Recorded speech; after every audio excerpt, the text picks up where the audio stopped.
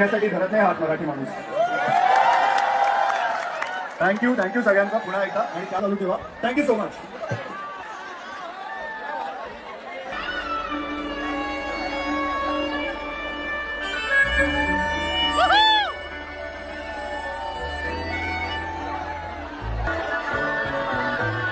जरतारी काठ नऊवारी थाट मोगरंग जरा साजेल सात